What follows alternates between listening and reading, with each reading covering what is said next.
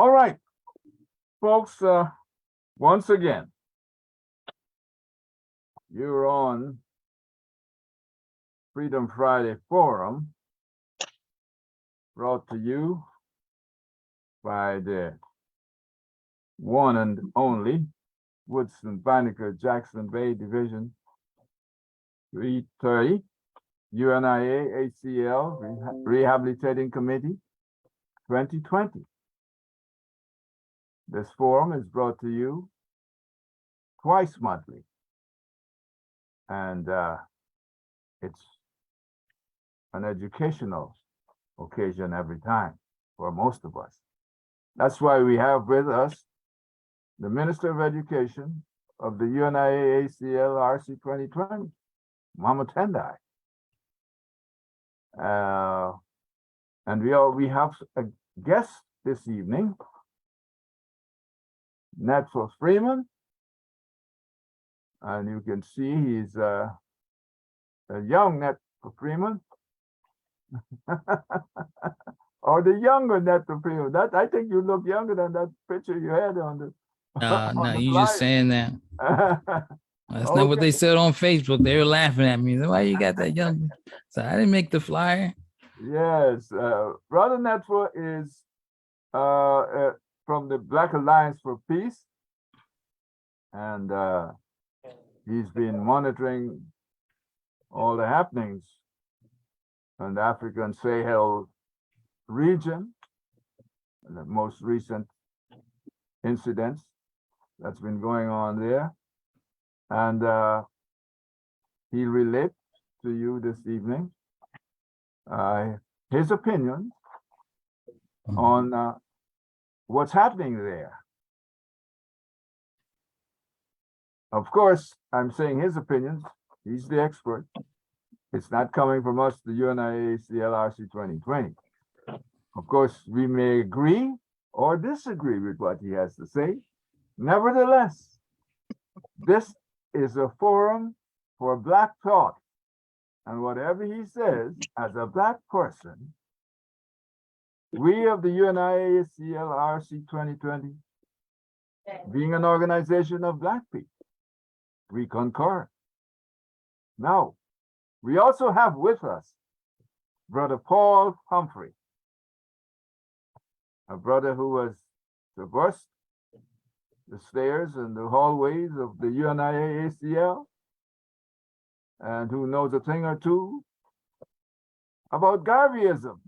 As a matter of fact, he says there isn't any ism that he's not aware of. Isn't that right, Brother Paul? Of course, Brother Paul, I don't know. Yes. Probably. Yes, I'm here. Oh, I thought you lost your audio there for a minute. No, I'm here. And so Brother Paul recently returned from a trip to Haiti, where he attended a conference of the grassroots organizations in Haiti. And that conference was attended by grassroots folks from, I think, several other countries. He's going to give us a perspective of what's on the ground at this moment, right there in Haiti, as well as his own perspective on what historically has brought Haiti to the situation it is in today. Am I being right here, Brother Paul? I would say you're pretty well on target. Okay, then. All right. So that's what's going to be happening here this evening. And I'm sure you're going to have a lot of questions. So if you don't, then I guess I'm going to have to put some questions there. But I know you. This is a topical issue. What the French and others, the UN, NATO, the United States, France, of course, they're part of NATO, and others who are in Central Africa, in Haiti, and of course doing the same, I almost said a bad word, doing the same nasty stuff that's keeping Africans killing each other. So anyway, first let me do some housekeeping.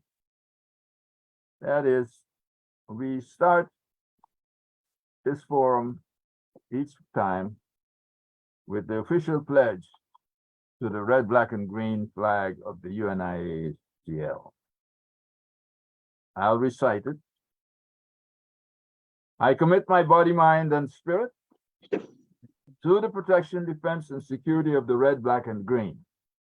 I dedicate my life to the redemption of Mother Africa and the liberation of her scattered Black children. I accept for myself and my descendants the teachings of universal African nationalism, and I promise that our children will be instilled with the purpose and knowledge of themselves as African people, in order that the cause of our struggle will neither falter nor fail, until all Black people are free and united through one God, one aim, one destiny. And it doesn't stop there. You must understand what the UNIAACL is all about. Many of you have been on this forum before, and you might have heard the preamble of the Constitution.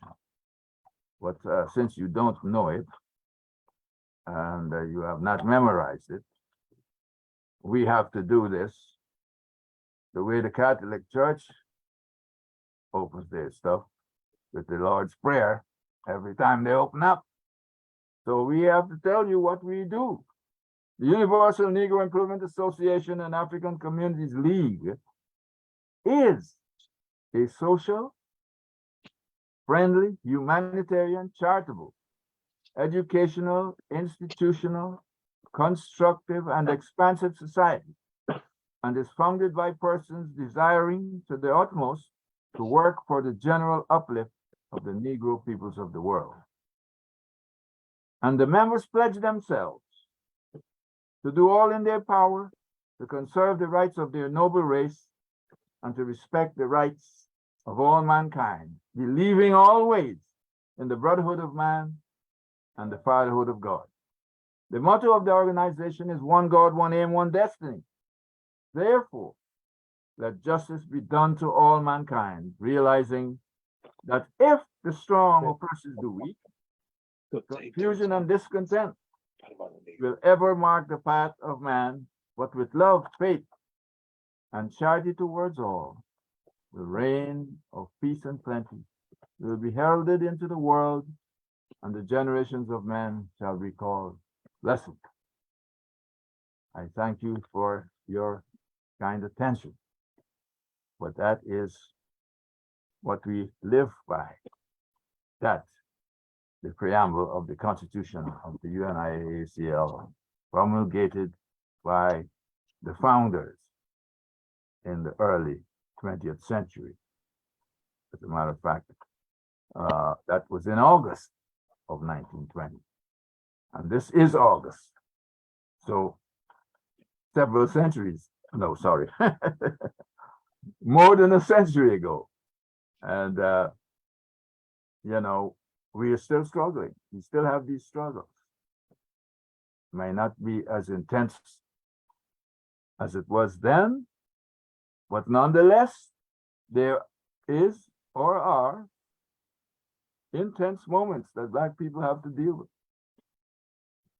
One of which, or two of which, or some of which, we'll be dealing with here this evening. After all, this is a forum of and about Black people and our struggles in this world, being repressed. So I'll leave that alone so that we can move on. I'll let the presenters let you know more about that. So we'll be starting. Well, let me go to you, Brother Paul. Since you just came back from Haiti, although the topic, what we're on is They're both important. Central Africa, Sahel region, as well as Haiti, which seems to be going on and on and on without an end in sight. This white power structure, white superstructure, white world domination through military and other means that keep us in this quagmire. So I'll start with you, Brother Paul. Let us know what happened or why you were recently in Haiti and what it was all about. Okay, thank you very much. Thank you very much for the invitation to be here. I think it is an important topic. A little bit of my history with Haiti. I first got involved with Haiti back in the 70s when I worked with a sister who was going to school at Howard University, who was from Haiti. And she was very active in the movement then. At that time, the BIA was the head of state. I worked with the Washington office on Haiti and then in 1994, there was a conference that took place in Baltimore that was sponsored by a group called the Campaign for a New Tomorrow. And the keynote speaker at that conference was a gentleman by the name of Shaban Jean-Baptiste.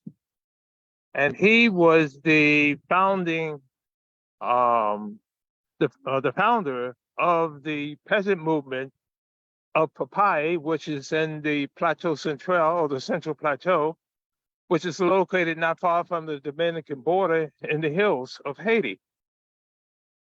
And after he spoke, and this was in 1994, he asked to have a meeting with us. And from that meeting, he invited us to come to Haiti to see for ourselves what was going on. Now, at this point, this was a time we went down there the first week of June of 1995 with a delegation of about, I believe, 15 or 16 African Americans. This is a time right after they had returned President Aristide to Haiti from the coup that took place in 1991. There was U.S. troops, Canadian troops, and French troops all over the country. And as we kept getting stopped for checks, road checks, some of the delegates began to insist that we should meet with the U.S. ambassador in Haiti. And so we set the meeting up and we went to the U.S. Embassy. And the U.S. ambassador at that time was named William Swing. As I was listening to him answer questions to the members of the delegation, it became clear to me that this guy was connected with the CIA. So I raised my hand and asked him one simple question: what was his history in the State Department? And I encourage people to go Google his name, William Swing, like a swing on a tree. He was in Liberia when there was a military coup. He also went to South Africa right before they released Nelson Mandela from jail. From there, he went over to Nigeria, and that's when Abacha had a military coup. And from there, he was sent to Haiti when Aristide there had been a coup against the government of Lavalas and Aristide. And here he is in Haiti. And so it was clear to me this guy was CIA. But then I was down there again in 1998, and I asked one of my Haitian friends, what was this guy up to? And his response was that he's not here anymore. And I'm like, really? This is 1998. I said, where'd he go? They said they sent him to the Congo. Again, where the United States was trying to carry out a military coup inside the Congo using the army of Uganda and Rwanda. But at any rate, we were invited out to the countryside where the peasant movement originated, and we were quite impressed what was going on there and how well they were being organized. As I mentioned earlier, Jessie Monaghan, who I knew when she was a student at Howard, one of the first things I asked some of the people from the movement was, did they know who she was? And they said yes. And I said, could you get in touch with her and let her know that I'm staying at this hotel? And they agreed.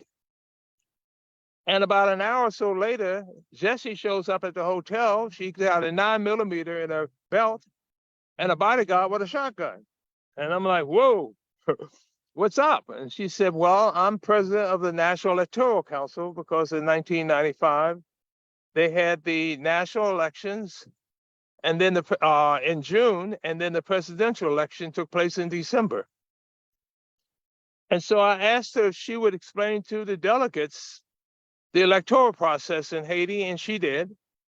And when she finished, she asked me if I would be willing to come back to Haiti at the end of June to be an international observer to the elections. So wherein I thought I was just going down for the beginning of June, here in 1 month, I was there twice. And so that was my first relationship with working directly with the movements on the ground in Haiti. And that was in June of 1995. I was made an international observer for the elections in June. And then I was asked to come back for the presidential election, which took place in December. And what was interesting was at that time, the original Lavalas still existed. And as it did exist, their candidate that they had for president was a guy by the name of Rene Preval. Out of, I believe, there's like 16 candidates running for president, Rene Preval got 9 out of 10 votes in that election. So the popular support for the original Lavalas was still very, very strong, even in December of 1995. And it was pretty much a groundswell in the National Assembly, as well as there was a groundswell for the presidency under the banner of Lavalas. So those were the beginning experiences I had in working with the grassroots movements inside of Haiti. I was later invited to come down for the peasants. Every 5 years, they have a Congress where they map out their 5-year plan. And I was invited to come down to their Congresses as I was this time. And this year was their 50th anniversary. So I've been in and out of Haiti roughly about over 20 times. I've been in and out of Haiti, and I have developed relationships with a number of the leaders inside the grassroots movement, not just the peasant movement, but also people who were involved with the women's movement in Haiti, people involved in the students' movements in Haiti, people who were involved with some of even the trade union movements in Haiti. But one other thing I would like to encourage our listeners to this program to do, and that is you can go to the internet and Google the 1987 Constitution of Haiti. And it was heavily influenced by the original Lavalas movement, where they had a number of delegates in that constitutional convention. And if you read that constitution, you would find that, in fact, there's absolutely no excuse for the United States to insist on having a prime minister in Haiti run the country for over a year, when the Constitution clearly states that if by chance the president's term runs out, or if the president dies in office, that the president of the Supreme Court is supposed to take over the government as far as head executive, and his first task is to organize elections. So it's clear that when we look at what's going on in Haiti today, United States is totally disregarding the Haitian people's constitution. And yet it runs around, President Biden runs around talking about how he's all upset about Trump and about how he was violating the Constitution here. But President Biden has consistently pushed for the violation of the Haitian Constitution over and over and over again. And I'll leave it at that. And that was my reason for being there this past beginning of this week, this month. I was in Haiti for 14 days. Was because I was visiting, being invited guests to the 50th anniversary of MPP, which is the President Movement of Papai. And one of the things I found quite interesting about that organization was they announced that they, as an organization, was that Haiti had to be socialist, and that they were going to be fighting for socialism in Haiti. I'll stop there because I'm sure people will have questions, and I'll wait for the questions.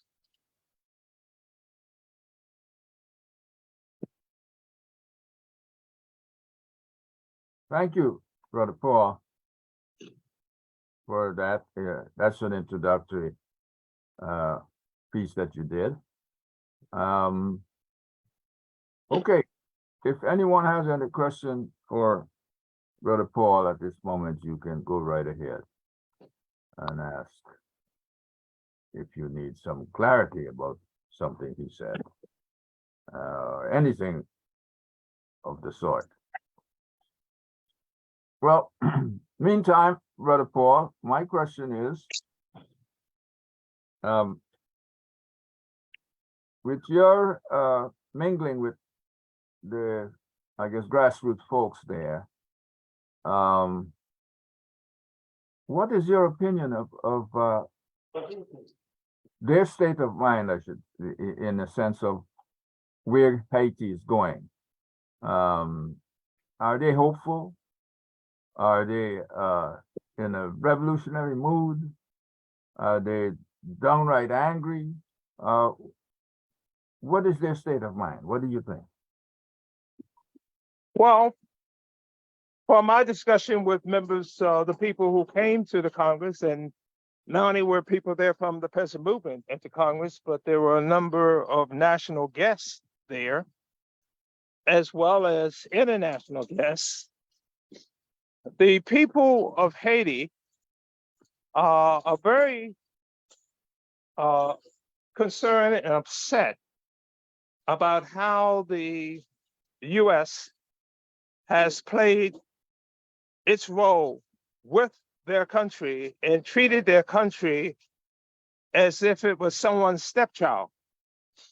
It is clear that what has been going on inside of Haiti is nothing short of a crime against humanity, led by the United States and the so-called core group. They have taken the opportunity. One of the points I forgot to mention was when I was flying down to Haiti, there was a young man whose family was from the northern part of Haiti who was also flying there. And he mentioned to me that as he was in Haiti, because his family was building a school in the north, he happened to be there at the time when the UN troops were there, and he observed personally himself. Baltimore 10. I'm sorry? Go ahead, sir. Yeah, he observed himself that there were US heavy equipment digging up soil next to the road and putting it in dump trucks, and the trucks were hauling it over to the shipyard and dumping it into ships and seemed to be hauling it out of Haiti. Now, he was no geologist and he didn't know exactly what it was they were digging up, but he found that quite strange that the UN would be digging up soil or minerals out of Haiti and hauling it out of Haiti to another location. But this is something that a number of people on the ground in Haiti have complained about, is the fact that the United States has used intervention in Haiti as a means of stealing some of the major natural resources that Haiti itself, as a country, has, and that they have been taking advantage of robbing the natural resources of Haiti.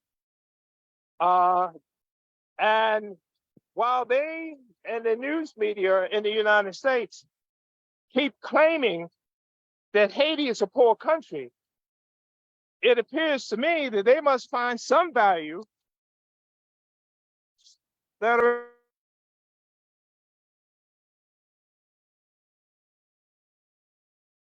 We You just lost muted your voice. yourself, okay. You're muted, Paul.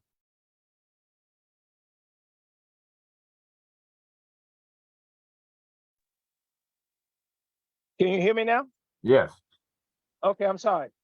That the U.S. must find some value in the resources in the ground of Haiti for them to be having heavy equipment dig up soil and haul that soil over to the shipyard to be hauled out of Haiti.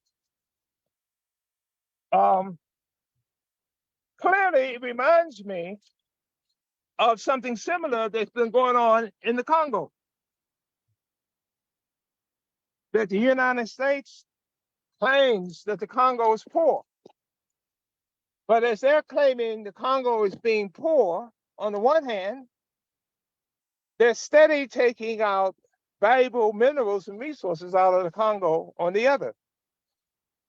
I find many similarities between Haiti and what's going on there as to what's also happening inside of the Democratic Republic of the Congo. It is clear to me that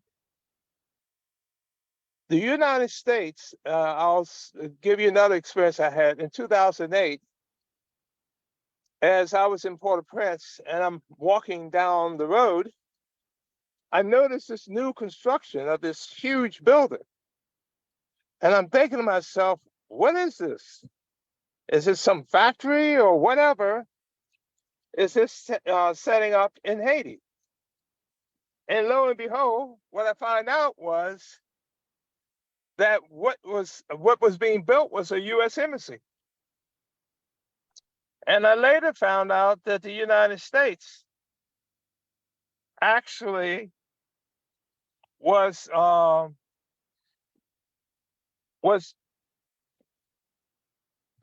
spending $200 million to build its fourth largest embassy in the world. And one has to ask the question, why would the United States invest that kind of money into a country that the news media constantly tells us how poor it is? What do they need a staff so big that the embassy they built in Haiti is bigger than the embassy they have in London, bigger than the embassy they have in Berlin, bigger than the embassy they have in Ottawa, and bigger than the embassy they have in Paris? So why do the United States need to spend that much of our tax dollars on an embassy and to have such a huge staff if Haiti's so poor? The things that's going on there doesn't match up to what the U.S. claims are about Haiti. And I invite people to, in fact, just go to the internet and look up the picture of the U.S. Embassy in Haiti and ask yourself, why would they need a building so big? It has 3 heliports on it. It probably can handle a staff of over 300 people. Why, if the United States is claiming Haiti is so poor, would they need an embassy so big? It's just too many contradictions that really gets people, I would think they would get people to really begin to question the scenario in which the US government keeps giving out about how poor the United States and how poor Haiti is and why there's such a need. The other thing I would have to say is that the three cities that mainly there's a lot of violence in, which is Port-au-Prince, Gonaïves, and St. Mark, I would say probably 80%, 90% of the people there don't even make $10 a day. So how could they even afford the bullets for these automatic weapons that they claim the street gangs have? Who's supplying the weapons? Haiti doesn't make bullets, nor do they make the guns. So somebody has an agenda for Haiti. And it has to be someone with tremendous amount of means to afford to have as many weapons in the hands of street gangs. And this is something, again, that the United States have done in the past in Haiti, and they're doing it again. But I think it's, again, one of the things the U.S. uses for an excuse to go back in and exploit the natural resources of Haiti and make it look like they're doing a humanitarian effort to help the people of Haiti while they're robbing them.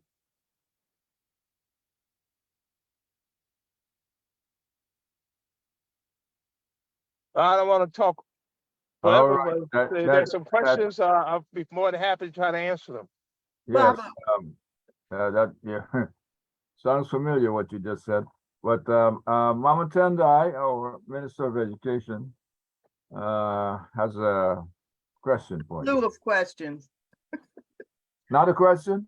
Yes, a slew of questions. A slew of One is- questions. Okay. One is, I think Haiti has the second largest, how do you say it? Vibranium,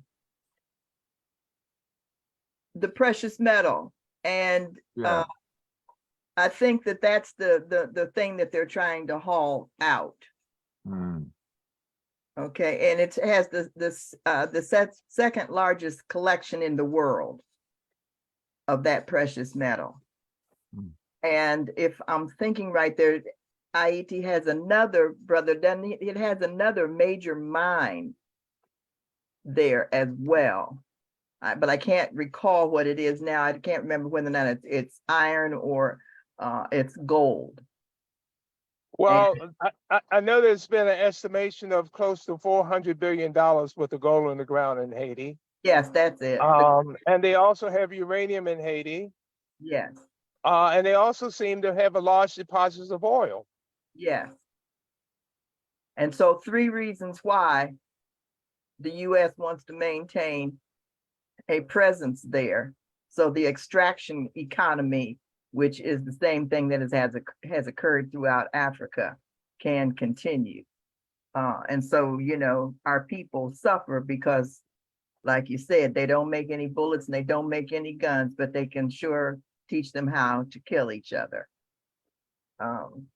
And so my questions were also around that. I really wanted you to do what you just did, and that is to name the natural resources in the country so that there would be an understanding as to why the US and all the other European nations want a piece of Haiti, and why and how they benefit from not having stability in the country.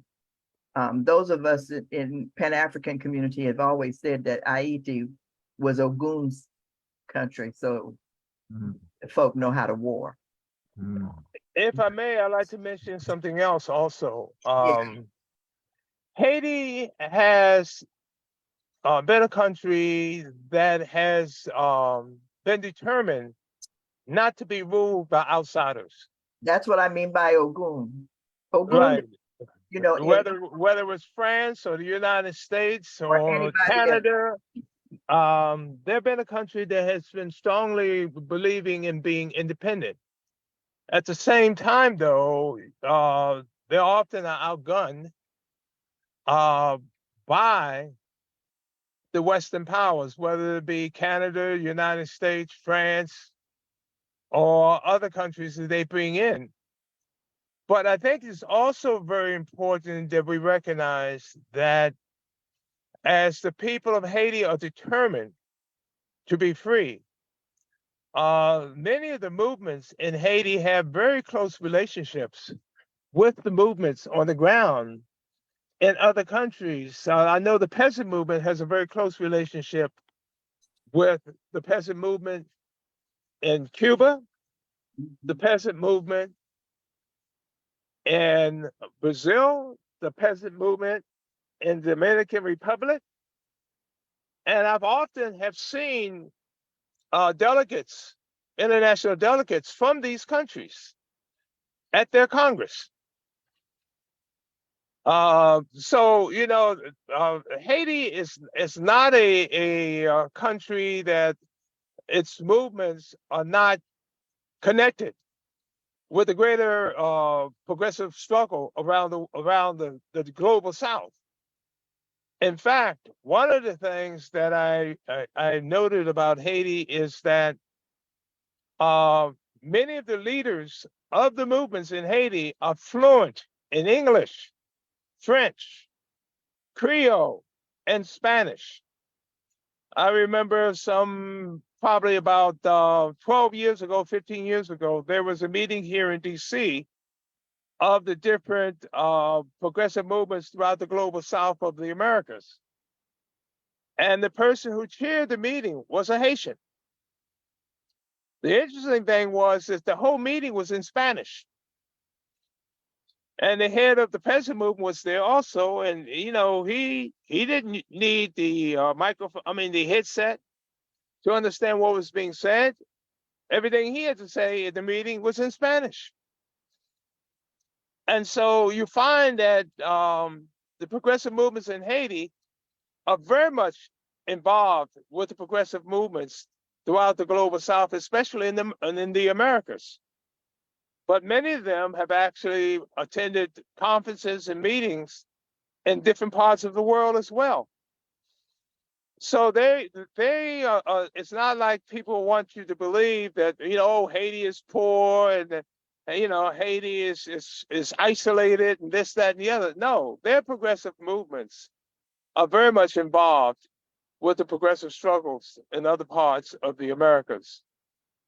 I remember one time I was on my way to Haiti and I got in touch with the head of the peasant movement in the northern part of Haiti, in Cape Haitian, in the North Department.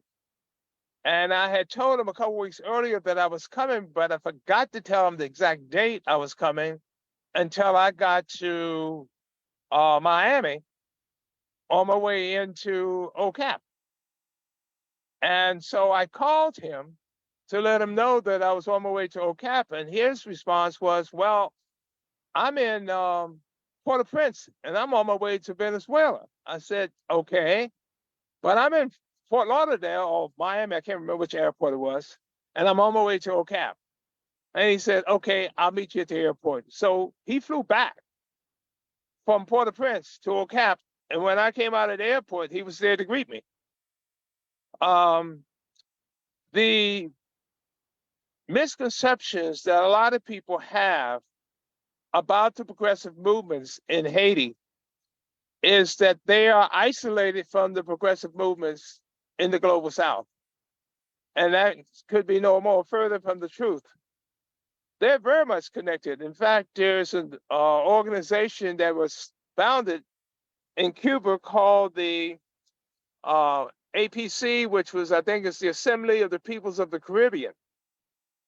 Well, their third conference took place in Cape Haitian in the northern part of Haiti. And the two people who were the hosts of that meeting, one of them was the head of the peasant movement in the north. And Cuba had probably 25 delegates that showed up at that meeting. So I find it interesting when people try to play down some of the actual progressive movements that have been functioning in Haiti for quite some time now. And that they tried to make it look like, oh no, there's no progressive movement in Haiti. That you may be, oh, the only progressive movement in Haiti is this group or that group or whatever. But I would say that Ackland Lynch went to that conference as I did, and he was struck about the response that the Haitian delegates had in that conference. Every time they did a cultural event, they had songs that they sung, and they were clear about who they saw as collaborating with their enemies.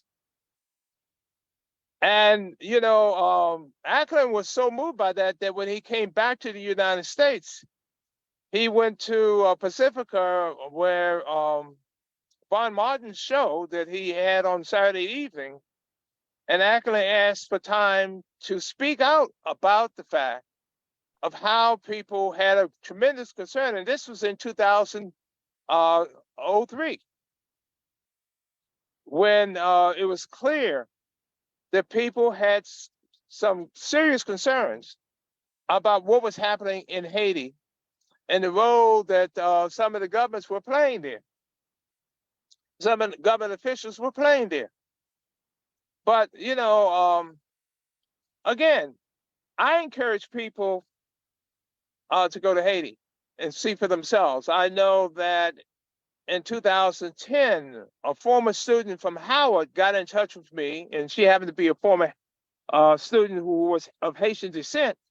She asked me if I could help organize a delegation of students for their spring break to go to Haiti to get a better idea of what was happening on the ground in Haiti after the earthquake. And I told her I would see what I could do. And she got back in touch with me and asked me, could I do it? And I said, well, it may cost about $1,200 per student. Her response was that was too much money. Now, what was that $1,200 going to include? Ground transportation, airfare, housing, 2 hot meals a day, and ground transportation in Haiti, where they would be going to different areas every day in Haiti. So I said, well, let me see. I'll try to see if I can do it for $800 per student. And I charged people who went there who weren't students $1,000. Well, there were like 16 people who were on their delegation. And we were there for a whole week. And they got a chance to visit different communities and talk to different people in the different movements in the northern part of Haiti. They visited some of the hospitals where people who were victims of the earthquake had been flown to and been taken care of inside of Haiti. So I dare say I would encourage brothers and sisters to go see for yourself what's going on in Haiti. And if you want some context on the ground, feel free. I'll give you names and numbers and phone numbers for you to get in touch with and talk to people on the ground in Haiti and let them tell you their story about what has been going on in Haiti, because I find too often there's a tremendous amount of confusion here in the United States as to what really is happening inside of Haiti. Baba, we know that we're not going to get the true story, as I had said, because Haiti exists as a beacon of light and hope for people of African descent because of its historical presence and what it has done in the past, when such a small place was able to take on all the major so-called imperial powers and defeat them all. So it has been a beacon of hope for everyone. So of course, it has to be turned into just the opposite so that people don't emulate what it is that they have seen that the Haitian people have been able to do for generations. As you had said, they are determined to be free. But anyway, you answered my other questions, because I wanted to know about their connectedness to other grassroots organizations, but you have spoken on that. So I appreciate you bringing that out. Thank you so much. You're welcome. Mama Tendai, Baba Congo left a message in the chat. What is the highest elective official of the peasant movement? And what are the numbers? The MPP, which is again the original peasant movement in Haiti. When I went to the Congress this beginning of this month, they had over 1,500 delegates from just the Plateau Central alone. When you look at when they have their national organization, which is called MPNKP, which is the Peasant Congress of Papai, the National Peasant Congress of Papai, they actually have delegates from all 10 departments, and we call what they call departments, we would call states. So all 10 states of Haiti have members of that national organization, and they also meet in Papai. And again, like I said before, when they do meet, they have delegations coming in from Brazil. They have delegations coming in from Dominican Republic. They have delegations that actually came from Europe. There was a guy there from Peru, Brazil, Cuba. There are a number. In fact, I encourage you to go look up MPP, the Peasant Movement of Papai, and Google the name, and you will see some of the things that they have been doing. One of the campaigns they're now working on is their goal is in the next 10 years to plant 5 million trees in Haiti, which is a very, very ambitious goal. But it means really for the survival of the country, because let me share with you why Haiti has lost so many trees. In the early 1980s, the US government found that the peasant movement in Haiti was a pest that they didn't want to deal with. And one of the reasons why the peasant movement was able to be so successful was the fact that the peasant movement had the Creole pig. Now, what does that mean? Okay, an adult female, yes. Let me stop you there, for we're gonna come back to that. Because Brother Netfa has to leave at a certain time, before 9. So Okay. let me bring him, and then we come back, because I think that's important as well to people to understand the issue of the environment in IT. But you know what you spoke about there has a lot to do with what foreign entities have been doing, interfering in the affairs of the state of Haiti. And you know, and these same people are the people who are now interfering in Africa.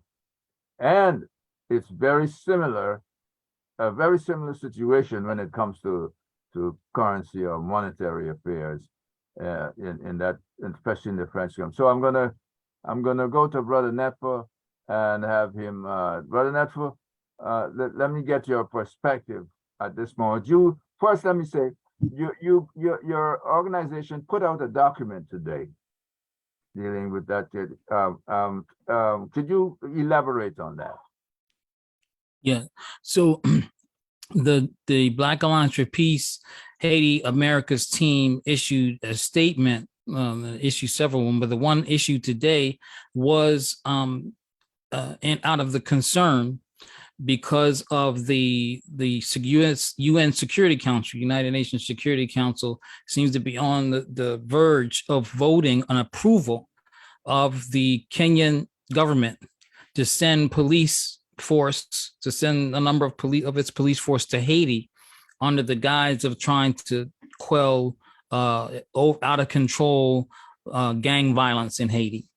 and that, they've been angling to try to have a military intervention in Haiti that would be against the wishes of the masses of the people. And as Paul outlined, is really just, the people aren't in control in Haiti. You have we refer to as a comprador class, but it's really being controlled by like the core group, which is a group of a group that has representatives made up of the United Nations and the United States and Canada and the OAS and all of these groups, the World Bank and IMF and all that. These are the neo-colonizers, we refer to neocolonialism. So they're really on the verge of going in under this guise of trying to stop gang violence, but really what they're doing is trying to prop up and maintain control of this illegitimate, unelected government of Ariel Henry that they installed themselves. And it's not that there isn't, and then if I can maybe use that as a jumping point to go into Africa, it's not that there isn't any kind of violence and destabilization. We know that the violence and destabilization is really something that plagues all African communities around the world as a result of our colonial status in the world, even within what we refer to as the enclaves of the United States, of these African enclaves, our communities within the U.S. There's violence, and this intracommunal violence is the result of the system of oppression and colonization and capitalism, imperialism that we face. And in that condition, those circumstances, our oppressors want to come and pretend that they are the only ones that could come and deal with that situation. But really what they're afraid of is the emergence of a resistance movement. We often see that they are targeting these military troops or these police at our resistance, whether it be Black Lives Matter let's say George Floyd rebellions in the United States, or the several demonstrations, massive demonstrations in Haiti in opposition to U.S. imperialism and the occupation forces, often led by the United Nations, so-called peacekeepers. And now they want to put a black face on imperialism and then this is the same thing in Africa, what we're seeing with Niger. Niger is the place that they've decided to draw a line in the sand when it comes to the coups that have been taking place that are anti-French and anti-French imperialism in nature, and that Niger is the biggest country of these latest string of coups that have started back as far as 2020, 2019. And the former French colonies, the first was, I think, Mali, and then Guinea, and then Burkina Faso, and now Niger. And Niger is a big country that they have a lot of interest in. Let me back up first though, and start and maybe do a little introduction, that you did introduce me, but I want to, and it's more not of myself, but more of the affiliations.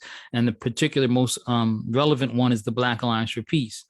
And one of the concerns that the dilemma, I should say, the dilemma that colonized people have, all colonized people, and in our case, African colonized people have, is that we don't want to, no one wants war. No one wants the killing and the things that come with war. But as a colonized people, we also know that the world that we want to see that would be defined as peace, we have to go through a process of defending and fighting for decolonization, which really is war.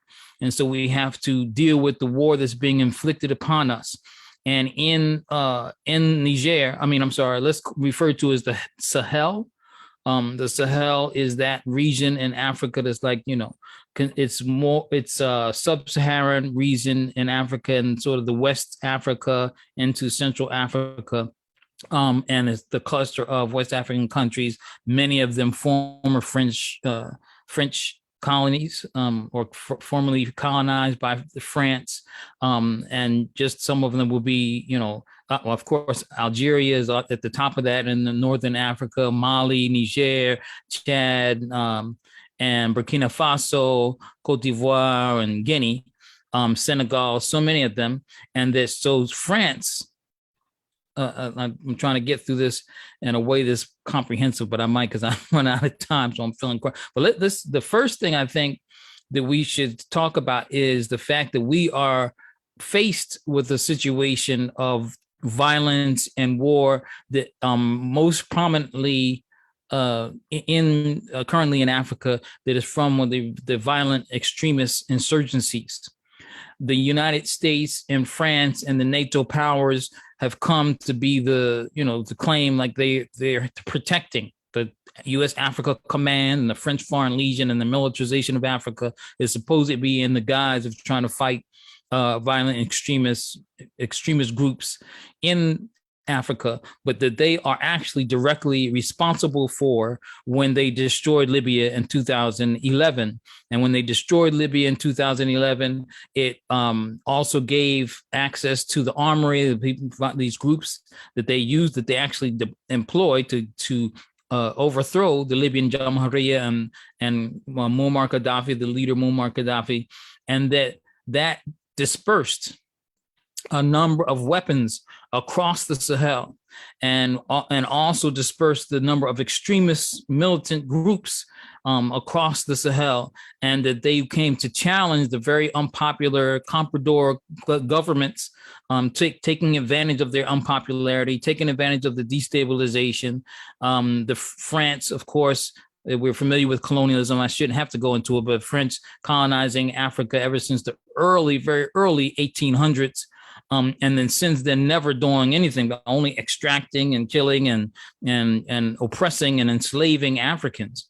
As a result of that, that the governments that have been there, even after independence, even after the independence movements of the 1950s into the 60s and 70s, really 60s, and even the formation of the Organization of African Unity, which was a formation that was charged with the decolonization of Africa, the independence movement, and even explicitly says to fight against neocolonialism, the form of oppression in which has all the outward trappings, as Nkrumah described it, of independence, but while your politics and economy is still controlled by the outside. That's neocolonialism.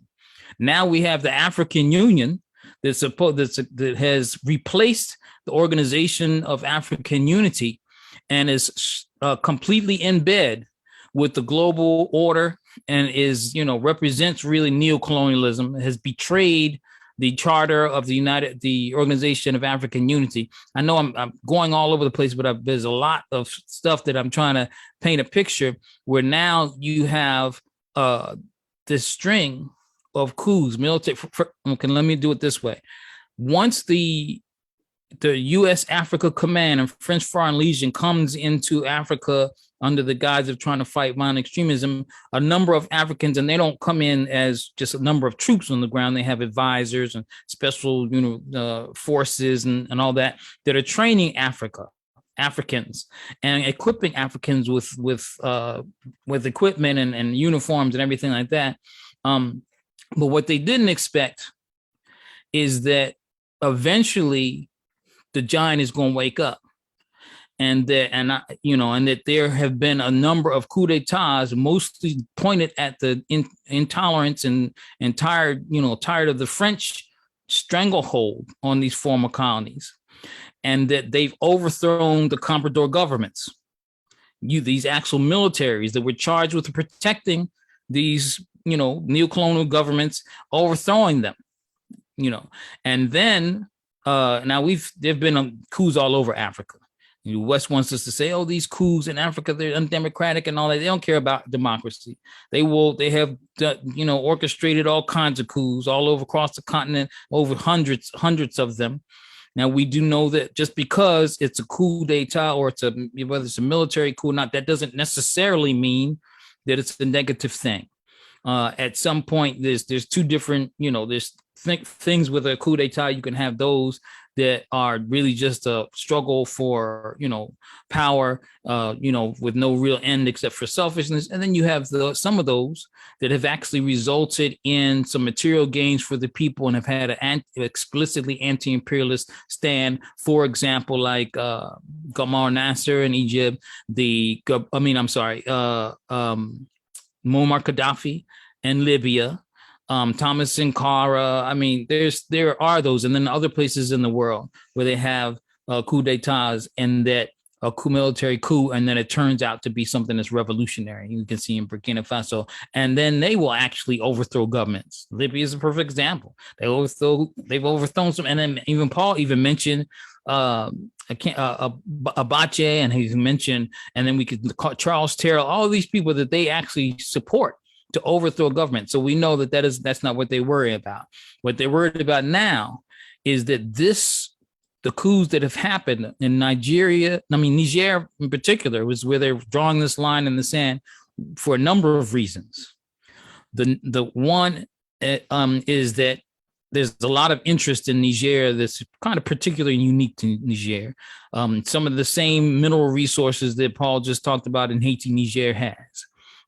Lithium, all kind of, we know Africa is just full of it. One is also the uranium. The uranium in Niger is it's the 8th largest, uranium industry in the world, and is powers a lot of the nuclear, energy and nuclear weapons and all kind of stuff. So they want that.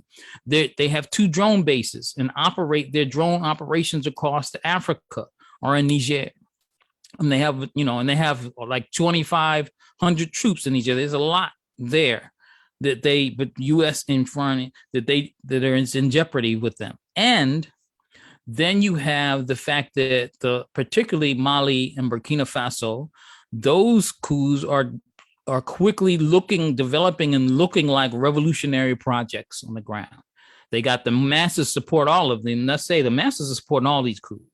And so when they come in, when they're going against the coups, they're actually going against people. When they claim, they're going against the will of the people.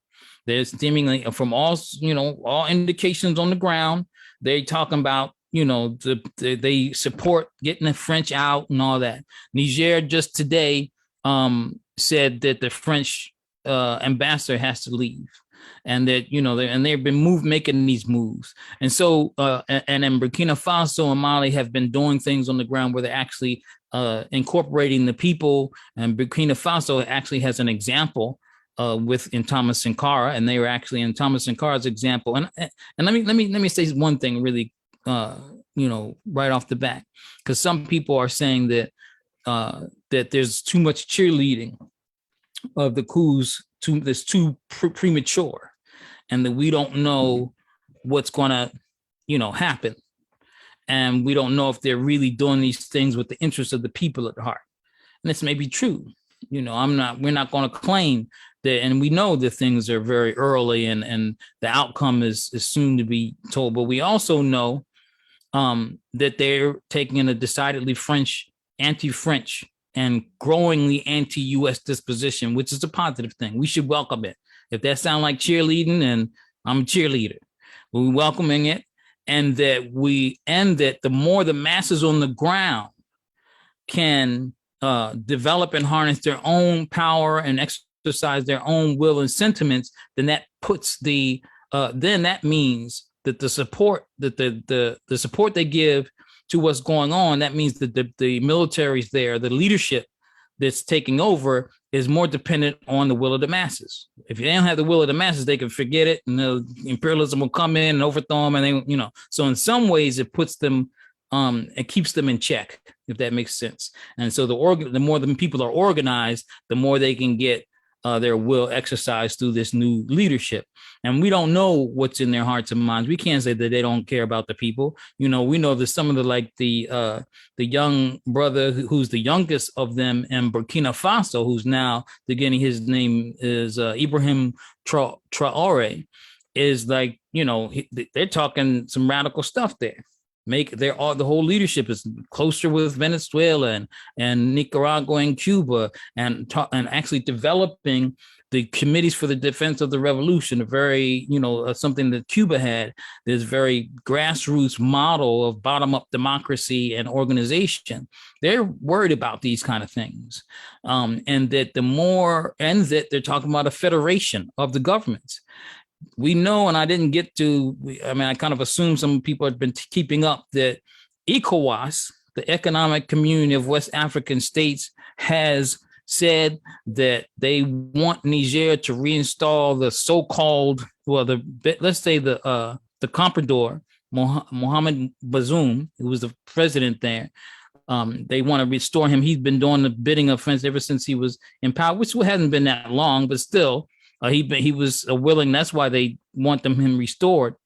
That they said that they're not going to restore him, and that the ECOWAS says, well, if you don't, we will actually even have to consider military invasion. So they're going to have a African force. This goes back to Haiti, with Kenya going in, and even CARICOM taking a position is like that they're going to go along with Kenya and go into Haiti. So these formations are really a move. We should see them as Western imperialism losing its response to losing its neocolonialist grip in Africa and Haiti, and trying to expand its use of puppets and proxies to undermine the resistance there. So ECOWAS, the African Union, CARICOM, all these formations, which are led by representatives, comprador representatives of governments, they can only exercise that same sort of political agenda. And so they're willing to, but they have run into a problem. So the AU isn't supporting military action. A lot of groups, this military action is like, nah, they didn't count on some of the instinctive, inherent, or the Pan-African sentiments that have taken root and that are still in Africa and across the world, where we said, nah, we're not going to go kill our brethren, on behalf of white supremacy and imperialism. We're not going to do that. So now they have to, but ECOWAS are boosting. Those are still some bootlickers, so they're holding back and they're trying to do negotiations. But what I was getting to is that also, and this is another threat that makes these coups different, is that Niger, Mali, and Burkina Faso have made statements, expressed that if you go and militarily go into Niger, we're going to see that as an act of war against all of us, and we will defend Niger. This is unprecedented. This is not something they've come into, being since the independence movements, right?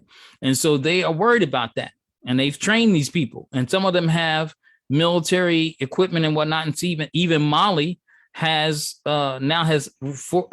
strengthened their military strength with Russia, and having planes and things like that, that the military equipment they've gotten with Russia. So they're they're worried about what's happening. We don't want to see war. We really don't want to see it, and it looks like they don't want to see it. Niger, after accepting a delegation of ECOWAS leaders to go on there and talk about these negotiations and assure and confirm the health and stability of the well-being of Mohamed Bazoum, the president, and his family, they went in there just recently and left, and they said he's looking at health, and they thought that the talks were good or whatever, but still, they're leaving military intervention on the table. And Niger is not, they didn't rest and said, okay, we talked with them and now we can breathe. They're getting ready for war. They're recruiting people and saying that, we're putting together people's militias and going to train some folks and get ready for war. And so while we don't want war, we know, sometime the only path to through to decolonization is defense and war. But anyway, there's a lot more I could say, and I don't really know. I'm just kind of jumping all over the place. Maybe I should just let some questions come in. Thank you, my brother. There's a lot happening, and so there's a lot to say, and there's a lot happening in several places. But one of the things I admire is the courage of these young folks who have taken over the governance of the countries from the military, and from Burkina Faso. It seems like they have taken up the mantle of a former leader of Burkina Faso, right?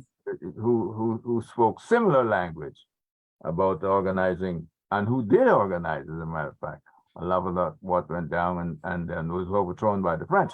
So, my worry though is that the French are very desperate because they're seeing that the uranium that they depend on for much, I think, what is it? Is it Like- 26% or something? But Yeah, for much that's a of lot.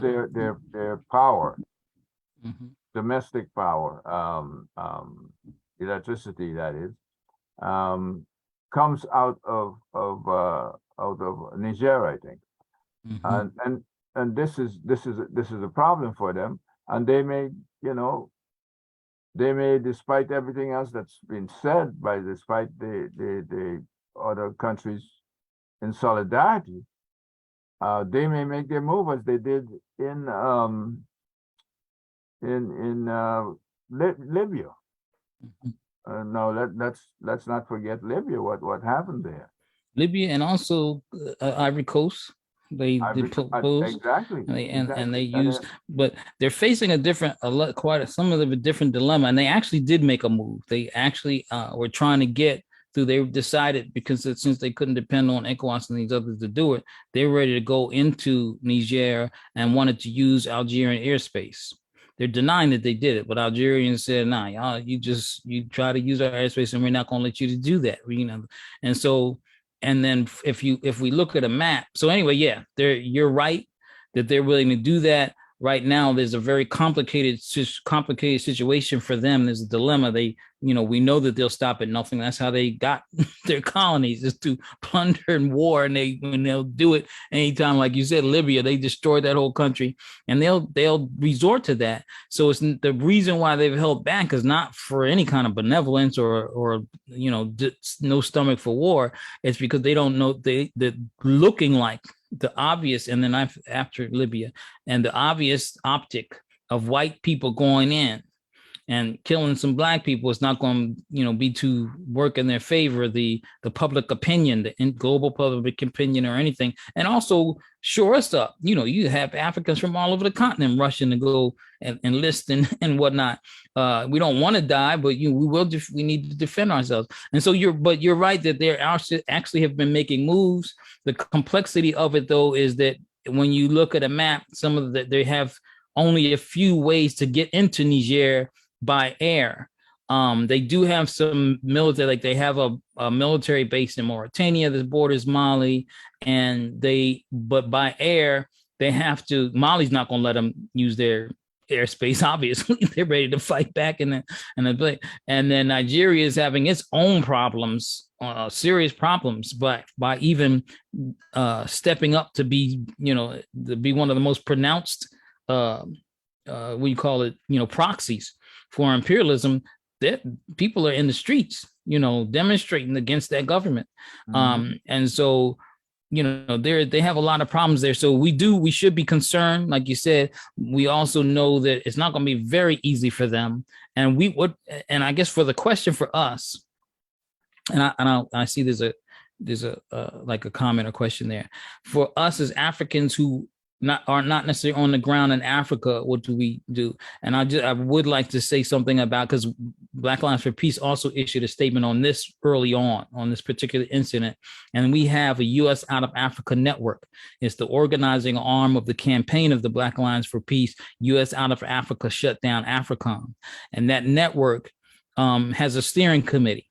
And that steering committee is comprised of representatives from revolutionary and radical organizations on the ground on the continent of Africa. And so we we have to make all the forms of aggression and efforts of destabilization, make it hard for where we are in the imperialist countries, and that things like sanctions, because they have leveled sanctions against Niger, and these are already starting to take having bad effects. ECOWAS in this monetary formation, bank formation in West Africa, they have vaccines that are spoiling on the border and different things like that. But also the vaccines are spoiling because of refrigeration, because Nigeria has cut off the energy supply in Niger, and so there's a lot that we have to do, and that we have to take a stand outside the continent and figure out ways, those of us who are outside of, continent, ways we can put pressure and make and politically educate our people. This is us. They attacking us when they attack. We have to see it that way, and then until we see it that way, because if we think we're American or something like that, then we'll be running around with the imperialists trying to play proxy. And so, but when we're not confused, then we know that we have to make things difficult wherever we may be. I'm sorry for going on. Yes. Well, I see. Oh, Vanessa, were you muted? I don't know. Anyway. No, I'm still here. I was. Oh, okay. I wanted to stop because I was going on, and I know other people. No. Well, listen. Brother Congo has something. My thing is that I think ECOWAS had put the brake on because of the pushback coming from the people of all these nations, the people themselves. Exactly. Yep. Not just these leaders who are in the pockets of others, making decisions that are affecting their own people, as well as the people of these nations they're talking about militarily invading. So I'm happy to see that African folks have taken a stand, so that they have no intention of allowing something like that to happen in this they are on at this time on the continent of Africa. Besides, I think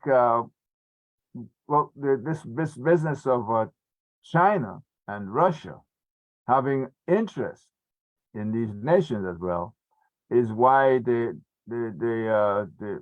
French and I say NATO is so nervous. But if you have to run, I don't want to keep you. So well, I'll stay for a little bit of the dialogue because I didn't want to. I'm because Baba Congo has his hand up. So Baba Congo, what is your question or your comment? Congo? Yes. Back to Haiti. I mean, from 1804, Haiti has had a noose around the neck, or maybe foot on the throat, and it has never stopped. It's been a continuous thing. It's different from some African countries because sometimes they get loosened up a little bit. But Haiti, everybody that tried to cross the borders from Haiti has been put back in Haiti, while these guys have brought more than 100,000 Ukrainians here. Congress people, Black Congress people are not doing anything about that. But also, we have to make sure that Haiti has to solve its own problem. It may take some bloodshed, and I know it's going to take some bloodshed and everything, but guess what? When everybody's tired of blood, they'll sit down and they'll work it out, and we have to have them do it and do it independently, and not for any other country to go in there unless invited by the Haitians, not sent by France or United States to solve the problem. And that, I mean, it's a long process because, I mean, for more than 100 years, they've been suffering. I mean, it's a miracle that they have that many people living. I mean, it's just we just have strong genes and we've weathered that. But guess what? Now we have to hey, let the people, get to enjoy the land and all the things that they have to do. And the United States got to stay out of it because they've never had a good solution. France have to stay out of it, never again. But also the CARICOM and African Union stay out of it. I was wondering, I agree with that. I really, I'm sorry. Go ahead, bro.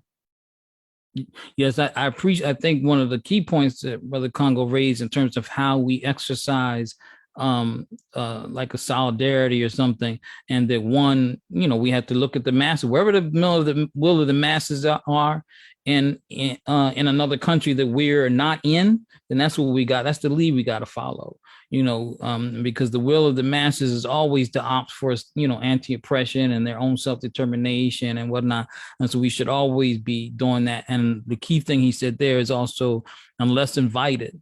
Now, one thing we know that the U.S. and France, they're not going to stay out. It's just not. They're too dependent on the exploitation of our mineral resources and our labor and whatnot. And we have to find ways. I'm sorry, and I know people get scared of saying that, but they have to be deposed from, they have to be kicked out of where we are. And they have to, and their institutions of like the IMF and World Bank and all that stuff that they use, the dollar and dollar imperialism and all that, and the euro imperialism, that stuff has to be, gotten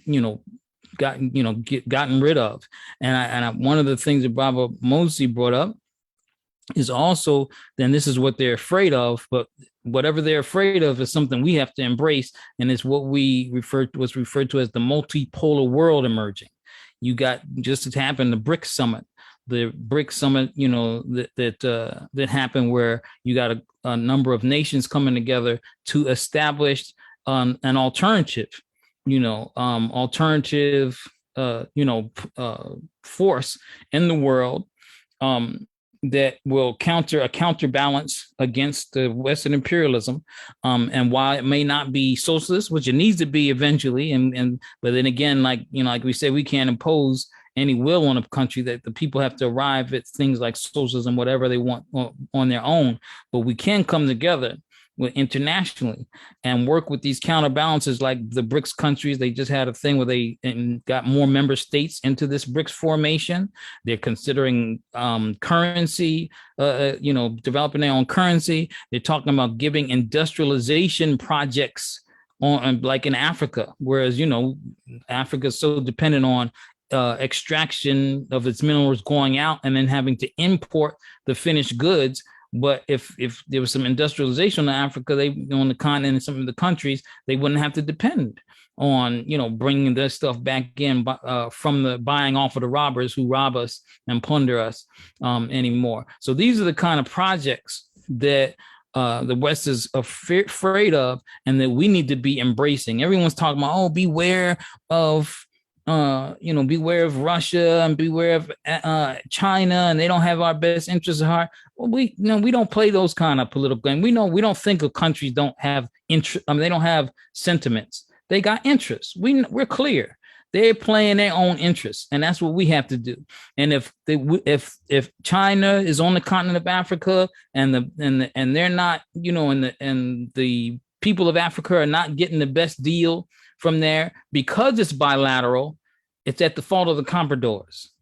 You get a people's government coming to control, then whatever China does is going to have to be negotiated in a different way, or whatever Russia does is going to be negotiated in a way that the people want it to be negotiated. So the first step is getting rid of neocolonialism, getting rid of this structure, this scenario where you have these comprador bootlicking folks in charge, and here they are, trying to cut deals in their own interests.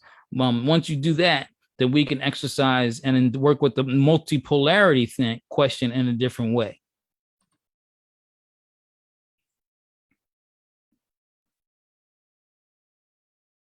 Yes, my brother. Thank you. Yeah. One of the issues is the issue of currency. Mm-hmm. Currency and the exchange, and why some countries in Africa, after depending so much on imports from these industrialized European and North American nations, they're afraid of the backlash if they should make moves to go in another direction. And I think maybe that's why some are reluctant, right, to think of being part of BRICS. They may talk about it, but until BRICS shows that it can have a system that is comparable, mm-hmm, and formidable, working, yeah. Mm-hmm. Then a lot of these people will be very nervous, and they'll have one foot on one or not even just one foot. They might have their toes in one part might be bricks, and the rest of the body over in the old criminal neo-colonial alliance.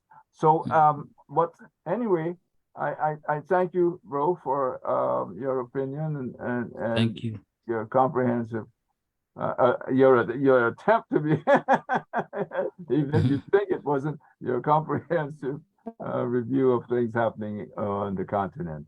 Thank you. Thank you for inviting me. It's been And an honor. as you can see, there's never enough time to deal with all that, especially if you're going to add two countries or two places.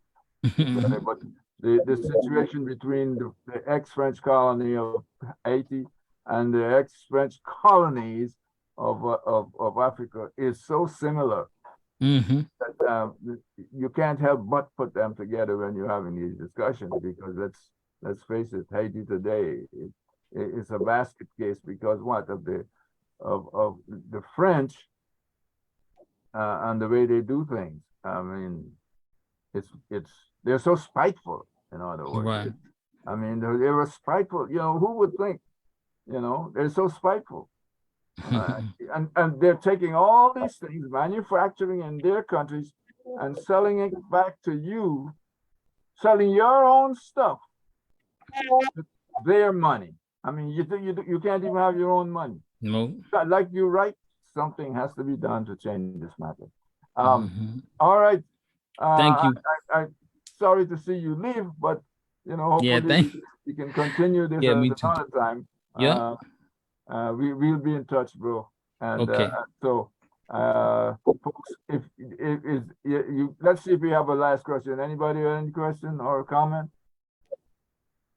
Okay. Well, we're gonna move. Well, I want to just thank the brother for giving you all, for anyone who didn't already have a sense of what was really going on, and being able to relate what's happening in the continent to what's happening in Haiti, because it's the same thing. And basically, it's the same thing anywhere where we are the dominant factor in terms of the numbers of people. Anywhere there are African people who appear to be in control or who could be in control are going to suffer the same issue. There's no difference. So it doesn't matter whether it's on the continent or in the Caribbean, in Central or South America or whatever. Wherever we are the oppressed. And wherever we are, it's the same issue and the same tactic is used. Thank you. Struggle continues. Yes. Struggle continues. No compromise, no retreat. We say aluta continua. Aluta continua. All right. Well, what we're going to do now, of course, is go back to Brother Paul. Brother Paul, do you remember where you were at? And I so abruptly cut you off. My apologies, but you know, Netflix had to leave. So if you, oh my goodness, Brother Paul, you're muted.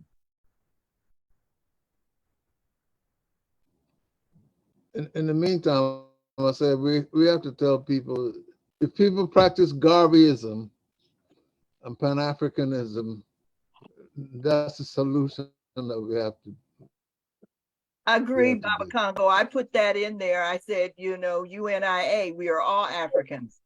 Okay, so and if one of us is chained, none of us are free. Basically, whatever affects one is going to affect us in some way or another.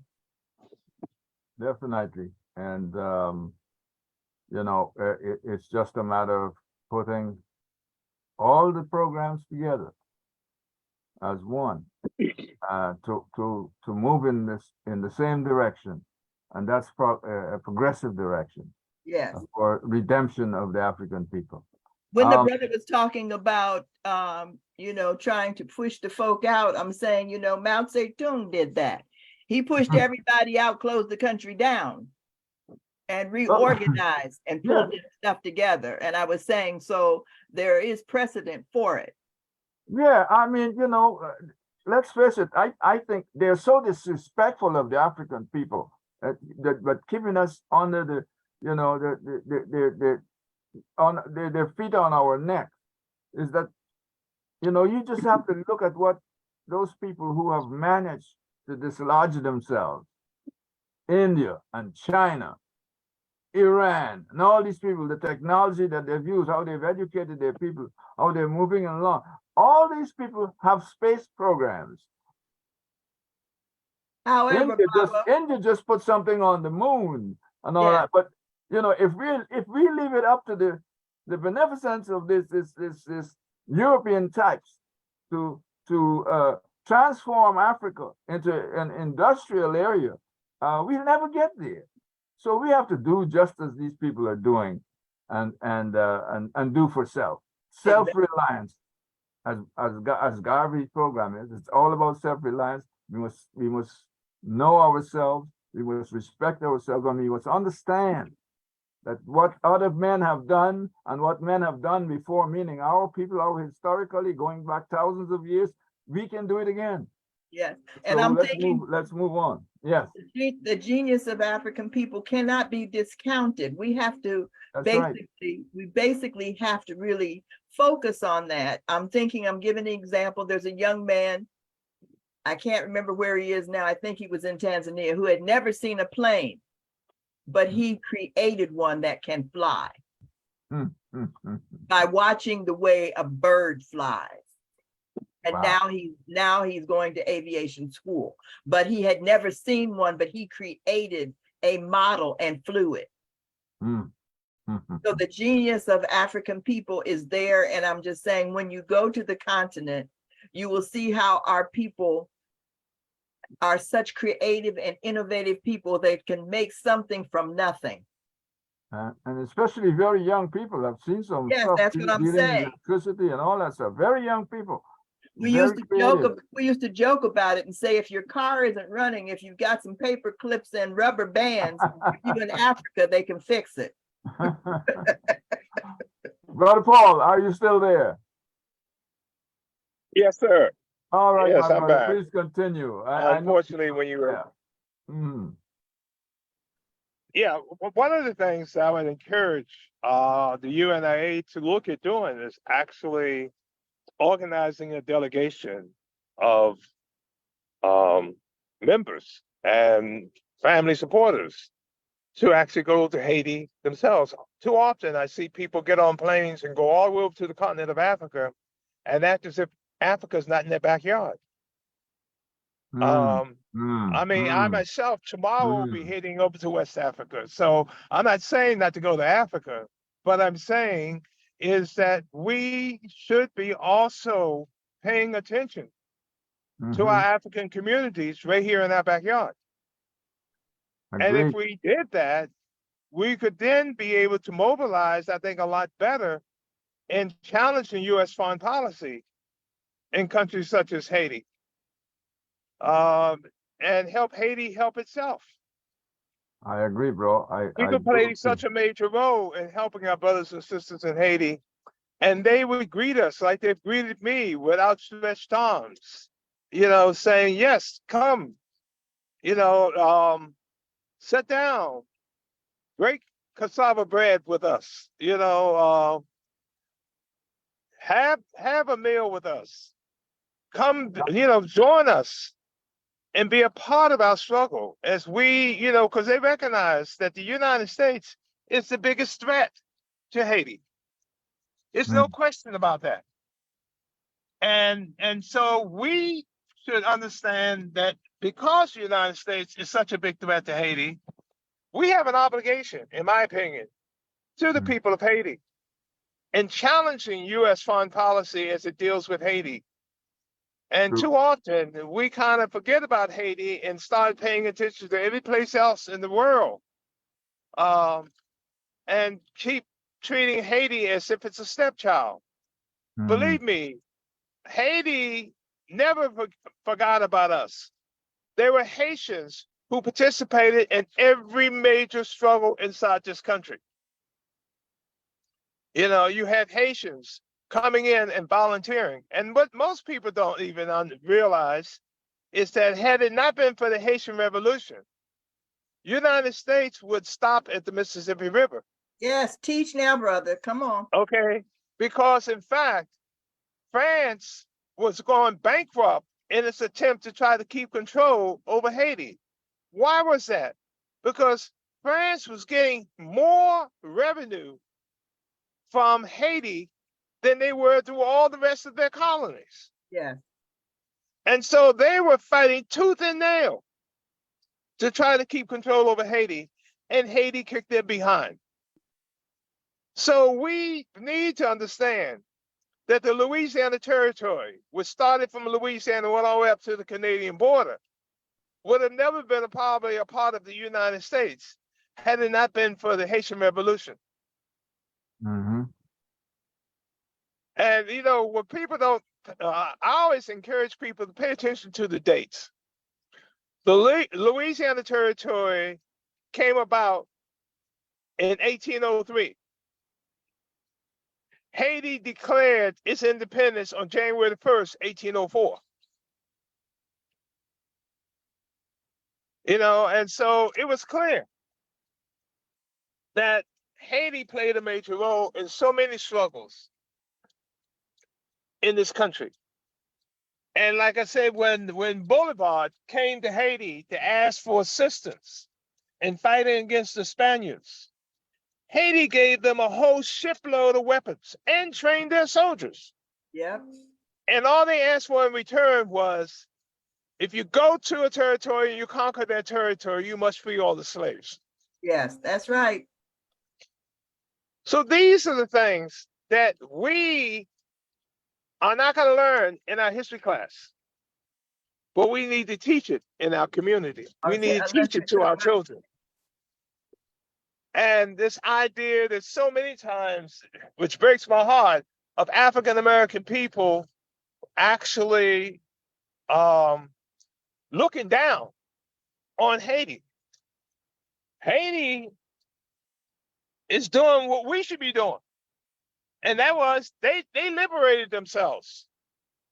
And because we haven't gotten ourselves well enough organized here, United States is constantly trying to reverse Haiti's liberation. So we have a lot to learn and we have a lot to do. And we have a lot to thank the people of Haiti for carrying out their courageous struggle for all these many years. And I'm open for any questions people may have on Haiti, and I'll try to answer as best I can.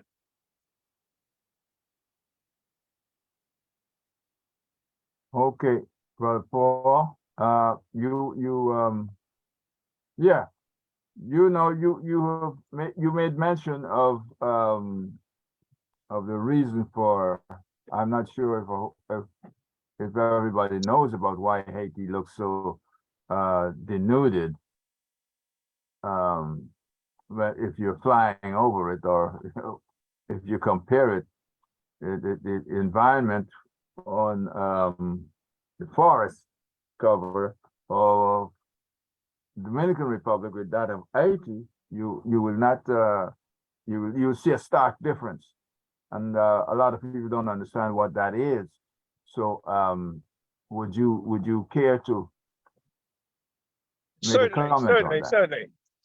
One of the things is clear, and that is trees are very, very important to the environment in which we live in. And I would say that we should be paying attention to that right here in our own backyard. But in Haiti, one of the strongest movements in Haiti was the peasant movement in Haiti.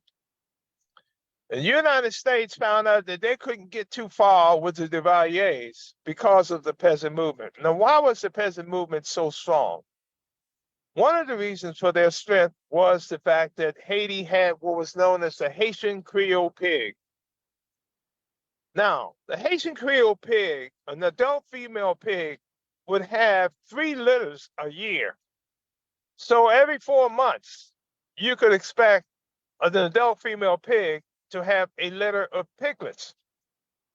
And usually that litter would be as many as 12 piglets. So one adult female pig could have as many as 36 piglets a year. And what the peasants often did was they used piglets as a form of money. So where they may not have had goods to address their needs, they did have piglets. So they used piglets to pay for their doctor bills. They used piglets to pay for different types of food other than pork. They used piglets to deal with their kids going to school. And United States, recognizing this alternative form of income for the peasantry inside of Haiti, decided that they had to crush it. And so they ordered Duvalier's government to kill every pig in Haiti. And when they did that, it devastated the economy of the countryside. And we need to be very pay attention to this, because this is what the United States has done throughout the African world. And that is to destroy the economy of the countryside of the country.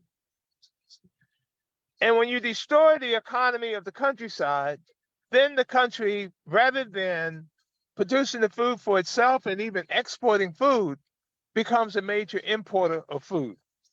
And that's what happened in Haiti. So you had people leave the countryside and move to the major cities. For example, Port-au-Prince, before the pigs were killed, roughly had about 600,000 people in Port-au-Prince. 5 years after that policy of killing the pigs in Haiti, Port-au-Prince had close to 3 million people. So they increased the population by 5 times. So we can understand that the United States played a major role in devastating the economy of Haiti. Now, one other thing happens is that when the people move to the city, you can't grow food on asphalt and concrete. So what happens? There is no government that will stay in power if the people of their country are starving. They will overthrow the government before they allow themselves to starve to death. So you put a tremendous amount of pressure on any government if the country cannot feed itself. And so how do you buy food? Well, you're going to have to buy it using US dollars, Euro dollars to buy the food. Now, how does a country get US dollars? Well, we look at what happens in Africa and Haiti and elsewhere. One, they sell their minerals and they sell their resources. And of course, who sets the price for the minerals and those resources? United States and Europe. A lot of it's set in London. And so, of course, they set those values very low. And what that means then is that you're shifting the wealth from the developed world over to, shifting the wealth from the underdeveloped world over to the developed world. And that's what's been happening. And this is what explains why so many places in Africa, the Caribbean, Central America, South America, and Asia are so well underdeveloped. It's because one of the policies the United States push is destroying the agriculture industry in these countries and then forcing these countries. And another thing the United States did in Haiti was Haiti had a tariff on imported rice. Mhm. Bill Clinton, the Democrat, pushed for Haiti to get rid of that tariff. And the end result was it devastated the rice industry inside of Haiti. And the United States took US surplus rice and dumped it on Haiti, making it impossible for the Haitian farmers to be able to make ends meet because the price of rice had been deflated by the United States dumping surplus rice onto the Haitian economy. These are things that they don't teach you in a history class as to how the United States destroys so many parts of the economy of Africa, the Caribbean, Central America, South America, as well as Asia. But these are the things that we should be paying attention to. And these are the kind of questions we should be challenging any politician who are running for office. Whether you're planning on voting for them or not, those questions should be asked so that people who are not aware of what the U.S. foreign policy is all about become aware of how, in fact, the United States is causing tremendous economic problems for the people living throughout the third world. So That's true. these are just some of the other points I just wanted to share with the audience. Thank you, Brother Paul. Thank you very much. I mean, what has been discussed here tonight, those of us leaving this forum, I think we should, have them repeated in our mind as we go along, because it needs to stay there so that we can take action. We have to take action, because that is the only thing about it. You're mentioning going to Haiti as a people we're traveling and going abroad, or saying something when people are interfering in the affairs of Haiti as a people. We just have to think back at how things changed in South Africa, because we as a people here in the United States, African people in the United States, we rose up and said no more apartheid. And we called for freedom for the South African people. And we were willing to get out there and demonstrate that we needed to have it done. I think if we do the same thing for Haiti, it can be done. The Haitian people can be left alone to determine their own future. Now, folks, it has come to that time. I enjoyed this discussion. And I thank you very much for being on. I thank you for the questions. I thank you for the comments. I thank you because I'm not alone in this here world attempting to change things for African people. It's a great thing to feel this way. And so I'll close with the motto. But I should also repeat what I said earlier when Garvey said, what man has done, man can do again. Meaning we as African people, we have changed the world. We started civilization. They may not want to put that in the curricula of the states of these United States in their educational programs, but they ought to know it, and we ought to say it. We ought to have the courage to stand up and say, despite what, some of us, we are afraid that we will lose some of our Yoruba friends if we start talking like that. But if you're going to be part of the UNIAACL RC20, if you're going to be part of the African freedom fighting group of people, you have to have the courage to say these things. You have to have the courage to change the world. You have to have the courage to put your, shall I say money where your mouths are? Okay. Okay. Yes, that too. All right, folks. I want you to have a good night. If we were in a place where you had to leave and go home, I'd say safe travels. So but even so, safe travels wherever you're going after this. Safe travels. Thank you very much. And I close with our motto: one God, one God, one aim, one aim, One aim, one one destiny. destiny. one destiny. See you next Faith time. first. Yes, it was. See you next time. See you next time. Wonderful. All right. Let me do something here.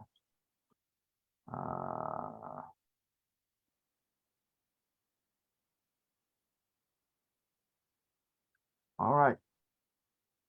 That will do it for us. Brother Paul, we do have an international division as part of the UNIAACL 2020 that tries to stay on top of these kinds of things. But, oh, he's gone. Oh, Okay. I'm here. All I'm here. right. Go ahead. But what you said about a delegation is a great idea. Yeah. Yeah. And we will need a UNIA leader. Well, that's to what take us that's there. why I'm saying that, okay? Because our international division deals with, the Caribbean and, all of those other parts and is working with many of those grassroots organizations on the ground. Yeah. So, Especially our Caribbean and Latin American commissioner. yes, that's why I'm Dr. saying, Chenzai. right, Dr. Chinzarak. Chenzai, sorry. And so, she's been working hard in connecting. She's been traveling around the Caribbean too and doing quite a bit of work. Just So like some please of our, let us be able to get in touch with you if we decide or are able to put anything of that together so that we can try to work with you and through you for that process. That's that. I mean, if you want my number, I can give it to you right now. My phone number is 301 257 Uh-huh. 6157. And I'm on WhatsApp as well as, you can Okay. text me. I'm gonna check you on WhatsApp. Okay. all right. Okay, you got work to do, brother. Oh, he's doing it. We just gotta catch up to him. Yeah, well, yes, he went to a conference there and yeah. All right. All right, Okay. peace and blessings. I'm gonna go do my work. All right, my sister. Have a Okay. good one.